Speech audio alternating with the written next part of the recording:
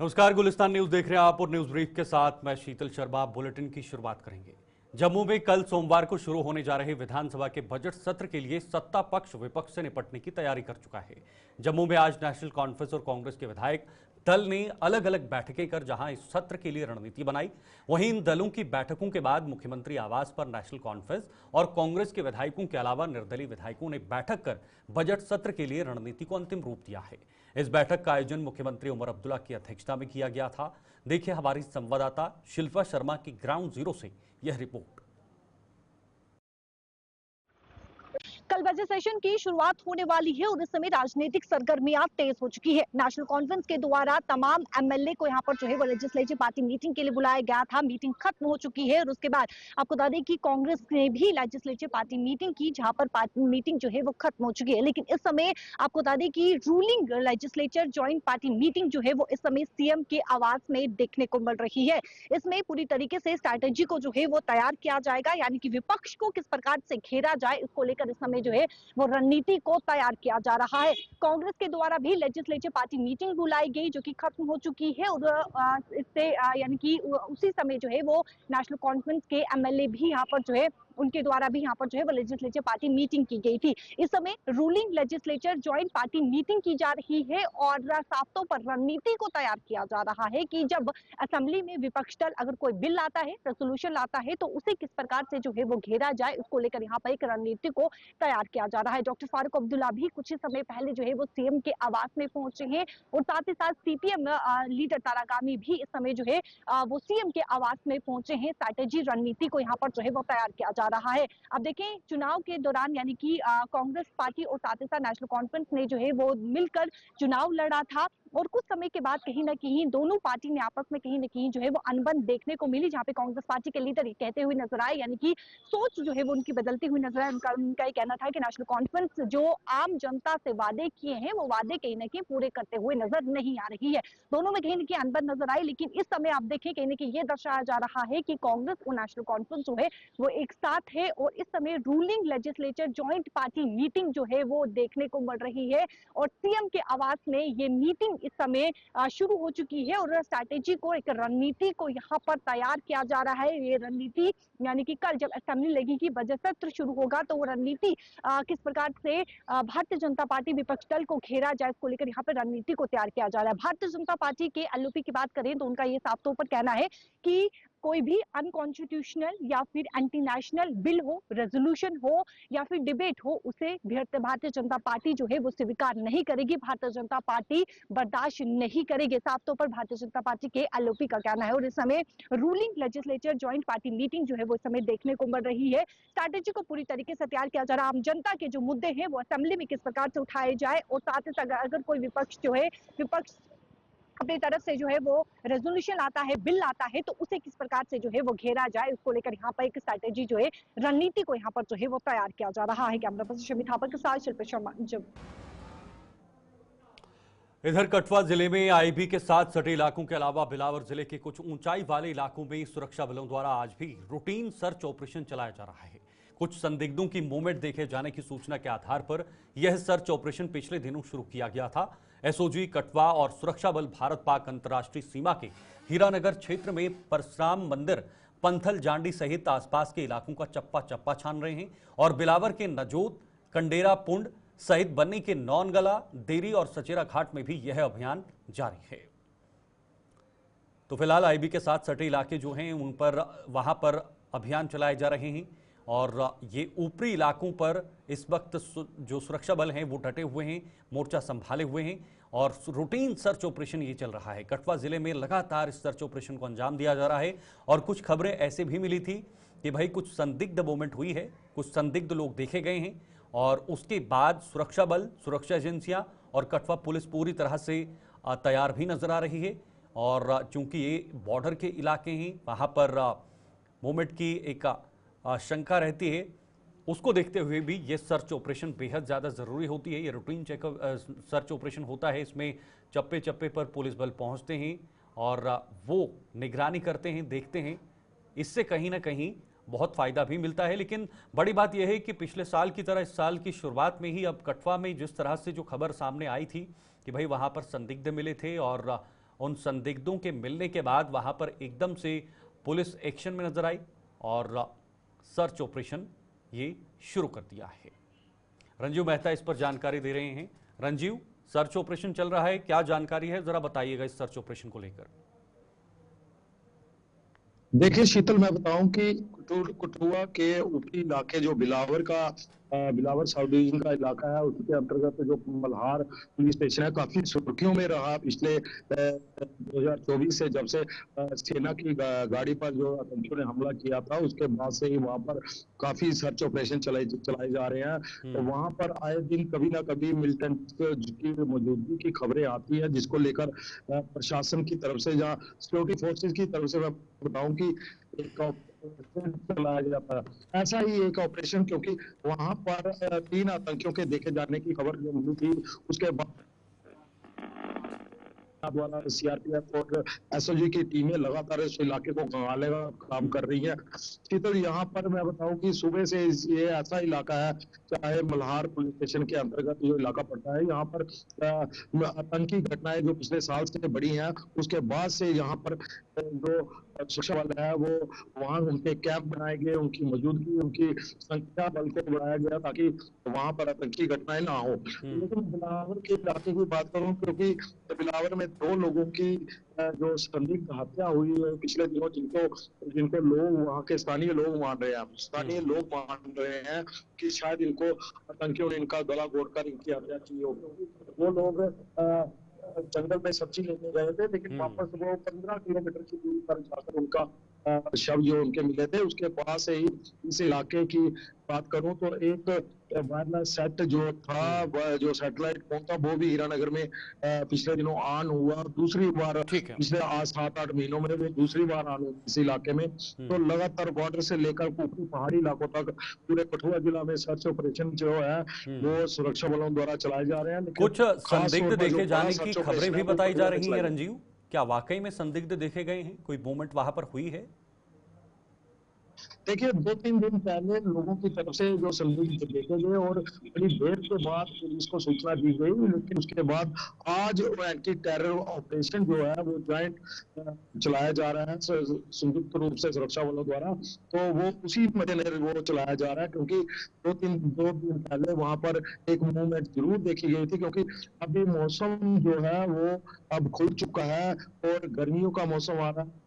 जितने भी मौजूदगी होती है आतंकियों की निचले इलाकों में, वह ऊपर पहाड़ी इलाकों की तरफ शिफ्ट होने की फिराक में रहते हैं, तो उसी के चलते यहाँ पे ऐसी मूवमेंट दिखना लाजमी हो जाता है। और बड़ी बात यह है कि आतंकी जो इस इलाके अगर हैं, तो जब तक उनके हैंडलर जो पाकिस्तान में बैठे हैं वो उनको आदेश नहीं देते या हमला करने का आदेश नहीं देते, तब तक वह हमला नहीं करते और उतने दिनों तक वह हाई डोज में ही रहते हैं।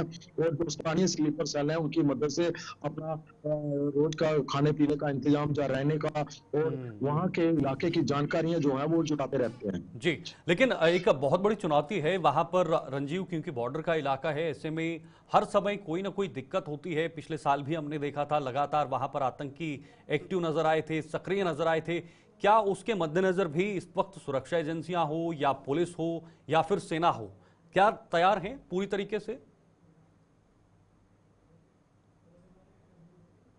हो या सीआरपीएफ हो, सेना हो, इनकी तरफ से हमेशा ऐसी सूचनाओं को लेकर काफी गंभीरता दिखाई जाती है। लेकिन वहां पर पिछले दिनों मैं बात करूं, 2 महीने पहले 17 जगहों पर एक साथ छापेमारी भी की गई थी, जो OGWs का नेटवर्क था उसको ध्वस्त करने के लिए, क्योंकि OGWs के बिना आतंकियों का ऐसे दुर्गम क्षेत्र में रह पाना काफी मुश्किल हो जाता है। और स्थानीय नेटवर्क है OGWs का, उसको तोड़ना पुलिस के लिए सबसे बड़ी चुनौती है। लेकिन आतंकी जो है वो जगह जगह अपनी लोकेशन से चेंज करते रहते हैं, जिसके कारण सुरक्षा बलों को काफी मुश्किल होती है। और साथ में डोडा जिला पड़ता है, इस तरफ का जिला है, तो जो वो इस इलाके से जंगल के रास्ते से अपनी लोकेशन चेंज करते हैं, तो सुरक्षा बलों के लिए सबसे बड़ी चुनौती है उनको एलिमिनेट करने में। बिल्कुल, इस बार देखिए, पिछले साल जब आतंकी गतिविधियां बढ़ी थी तो उस समय खबरें ये भी आ रही थी कि इस बार की जो आतंकी आ रहे हैं उनके पास आधुनिक तरीके के हथियार हैं, आधुनिकता ज्यादा है, पूरी तरीके से तकनीकी रूप से वो लैस हैं, उस वजह से वो पकड़ में जल्दी नहीं पहुंच पा रहे हैं। क्या इस क्षेत्र में भी अब सुरक्षा एजेंसियों ने अपने आप को मजबूत किया है ताकि हमारे पास भी ऐसे तकनीकी उपकरण हो जिससे हम अगले को जल्दी से ट्रेस कर पाएं?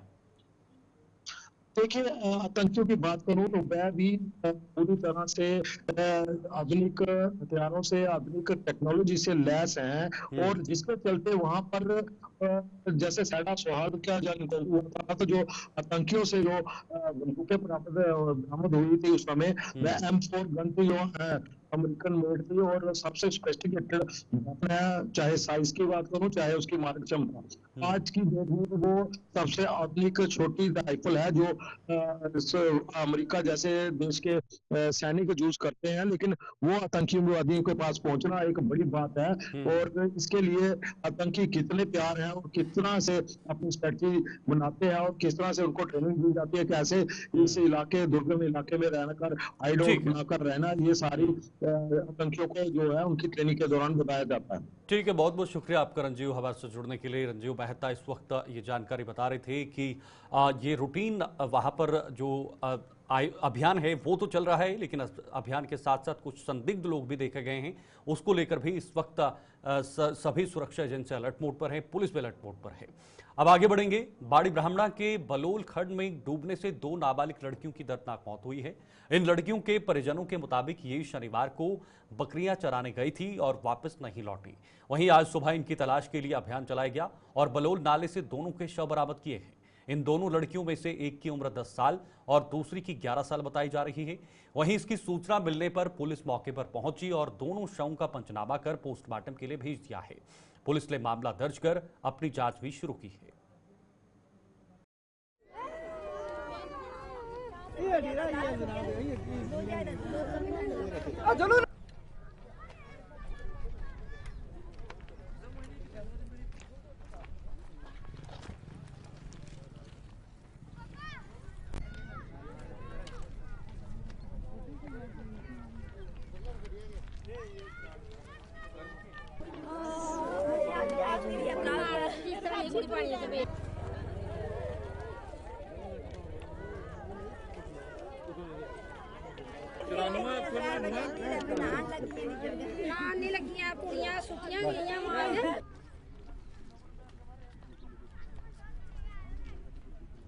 बच्चे साढ़े दी सिर डेथ हो गई जनाब। बच्चे माल दे कन्ने से ते कन्ने दो बुढ़ियां सियां ते वो थोड़ी आगे जी हो गई ते खड्डा मारिया था पानी वाला ते वो डूंगा तो लगियां नहान ते दो ही चली गई, दिखियां ही नहीं किसी ने।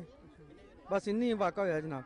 पुलिस को लेके अपील करा जनाब, कोई शक शुबा होंदा है आदमी आखता है जरा किसी ने मार छड्डियां या फेंक छड्डियां, तो वो कोई साढ़े को इत्थे है नहीं। साढ़े घरे जेड़े इत्थे दे साढ़े देसी हैं वो भी बिना मेडिसिन ठीक ठाक है। अज तुड़ी ऐसा कोई वाक़ा ही नहीं होया। तो साढ़े को के लेना साढ़े बच्चे बिच फेंक के किसी ने।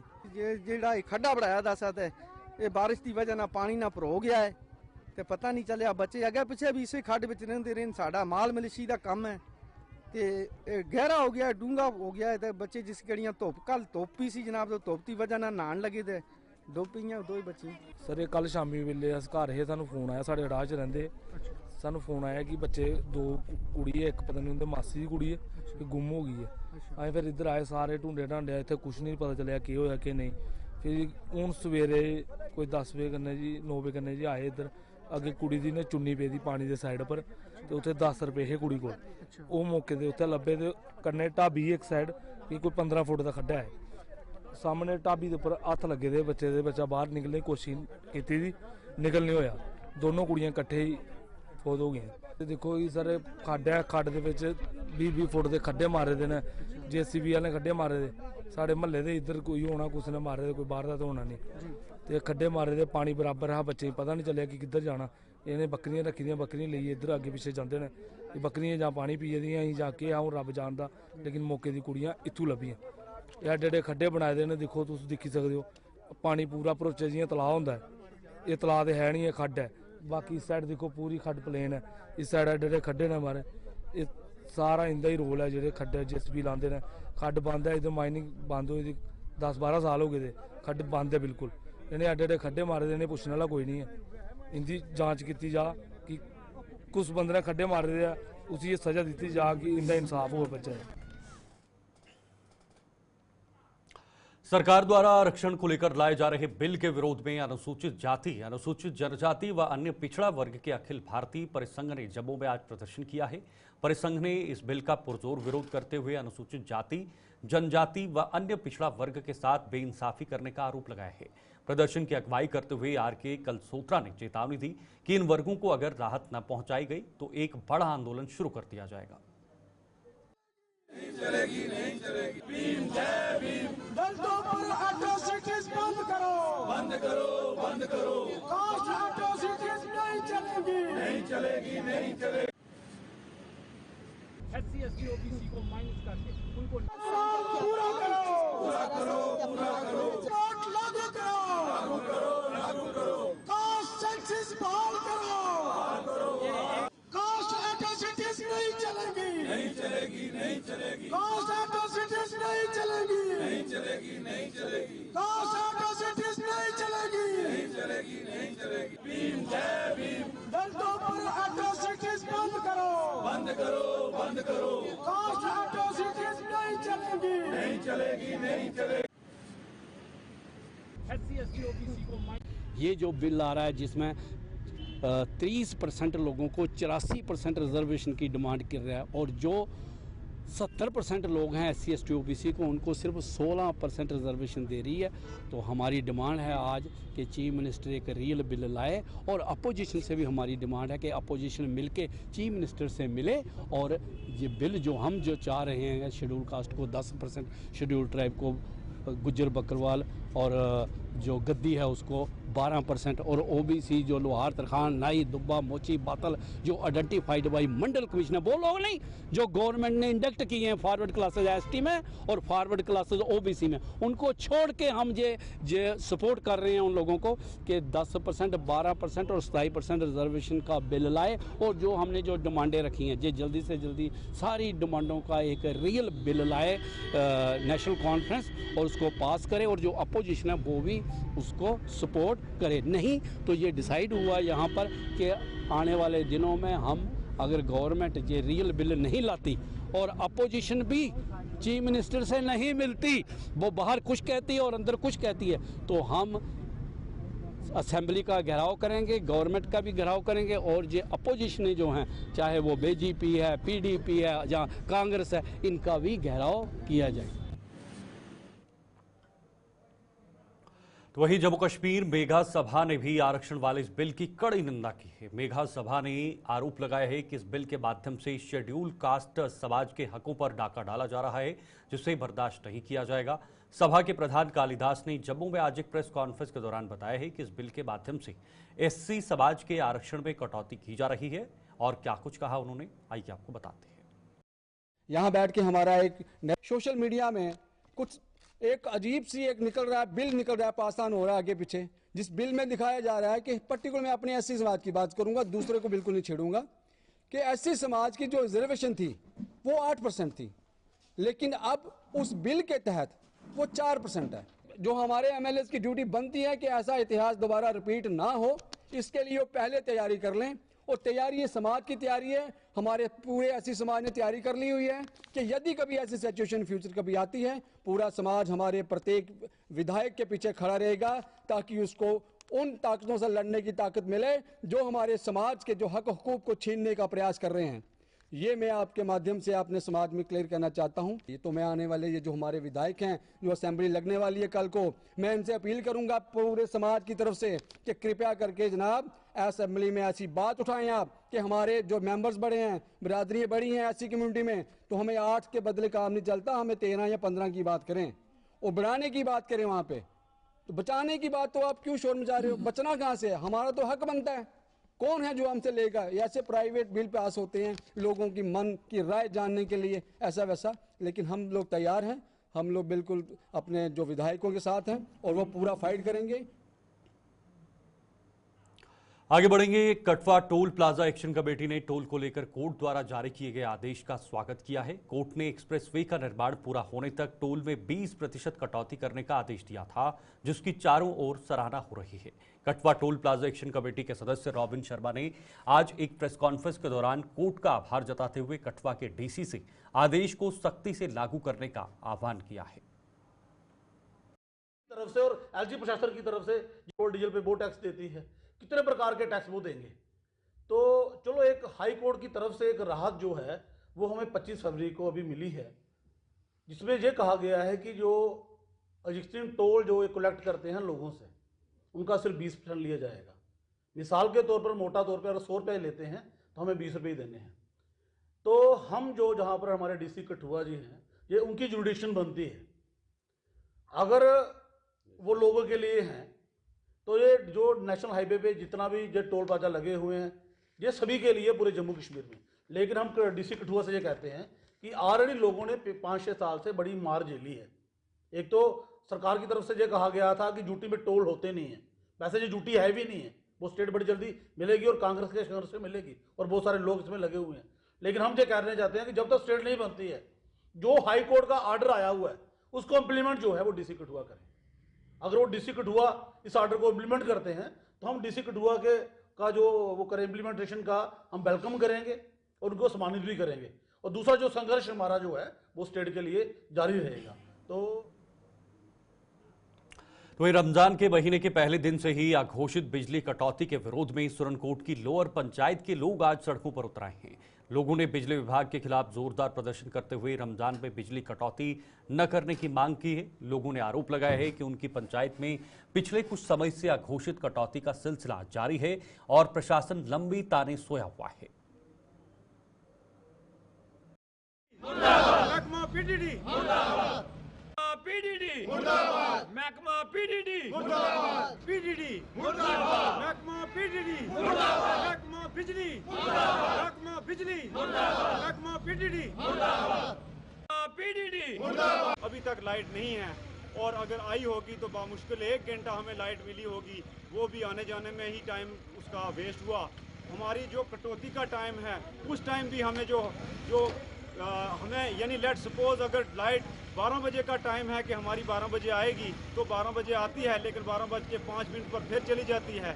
तो 24 घंटे में इसी तरह से जितना भी कटौती का टाइम है हमें 2 घंटे भी लाइट मुयस्सर नहीं।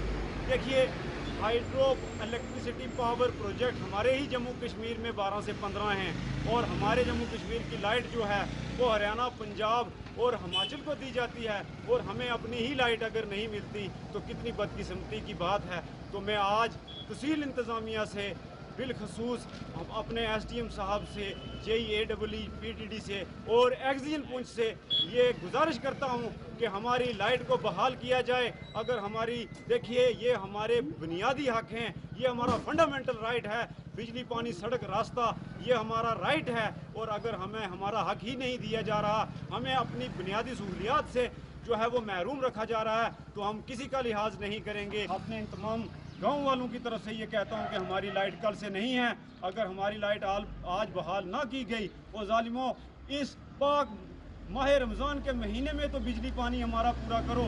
अगर आप पूरा करने में नाकामयाब रहते हैं तो कल हम आरसपुरा के गांव टांडा से लेकर सिंबल मोड़ तक लगभग 3 किलोमीटर सड़क की हालत बद से बदतर हो चुकी है। सड़क पर पड़े गहरे गड्ढे कई हादसों का कारण बन रहे हैं और 2 पहिया वाहन चालकों को इसका खामियाजा सबसे ज्यादा भुगतना पड़ रहा है। और तो और राहगीरों के लिए भी सड़क पर पैदल चलना खतरे से खाली नहीं है। स्थानीय लोगों ने प्रशासन से इस ओर ध्यान देकर सड़क की मरम्मत जल्द से जल्द करवाने की अपील की है। सिंबल तो लैके टांडे तक इतनी बुरी हालत है रस्ते की कि खड्डे भी तो पता नहीं लगता कि स्कूटी खड्डे जाके चोई छप्पड़ च आन जान की इन्नी दिक्कत का हिसाब कोई नहीं। सिंबल तो लैके ये रोड बार्डर सही तक जाता है तो असी प्रशासन चाहते कहने कि इस रोड की मरम्मत की जाए, बनाया जाए। कभी कभी खाना पूर्ति करते हैं, खड्डे छड्डे भर देंगे हैं। बारिश कई बार हादसे हो जाते हैं, स्कूटर गड्डी डिग पैंदी है, बड़े किस्म के हादसे होंगे इतने। तो गौरमेंट अपील की जाती है कि इस रोड का कुछ किया जाए। तो लाइए सिंबल तक जोड़ा रोड है बड़े मुश्किल है, बड़े खड्डे खड्डे देखो जनाब, बहुत ज़्यादा मुश्किल है खासकर दुकाने वाले वास्ते। दुकाने के अगे 1.5 होए पे ना पानी किन्ना खड़ा है इतने तो यदी कोई सुनवाई नहीं है, कोई नहीं इस रोड वाल दिखता। बड़ी देर हुई है, अज बनना कल बनना, बनया ही नहीं अजे तक। वो बनना चाहिए, अं ये आखने ਬਾਰਡਰ ਤੱਕ ਦੁਨੀਆ ਆਉਂਦੀ ਹੈ ਇਧਰੋਂ ਬੜੀ ਬਸ ਸਹੀ ਬਾਰਡਰ ਔਰ ਨੀਏ ਤੱਕ ਲੋਕ ਜਿਹੜੇ ਇਧਰੋਂ ਆਉਂਦੇ ਨੇ। सर रोड बहुत ही ज़्यादा खराब हो चुकी है, खस्ता बहुत हालत बुरी है। अपना घर टांडे है तो टांडे तो सिंबल तक तो बहुत बुरी हालत है। रोज़ सवेरे आना होंदा 3-4 पैंचर रेगूलर लग ही जाते हैं। बहुत बुरी हालत है सर। ਕੀ ਚਾਹੁੰਦੇ ਹੋ? चाहते हो सर जल्दी तो जल्दी रोड बनया जाए। ਸਹੀ ਬਾਰਡਰ ਤੋਂ ਦੁਨੀਆ ਆਉਂਦੀ ਹੈ। बहुत सर सारी दुनिया ज़्यादातर तकरीबन इधरों ही आती है। ये रोड अपना शार्ट है पहली गल, ਉਹਦੇ ਕਰਕੇ ਬਹੁਤ ਬੁਰੀ ਹਾਲਤ ਹੈ ਰੋਡ ਦੀ ਸਰ। ਇਹ ਸਰ ਰੋਡ ਇਹਦੇ ਵੱਲ ਨਜ਼ਰ ਹੀ ਨਹੀਂ ਆਉਂਦੀ।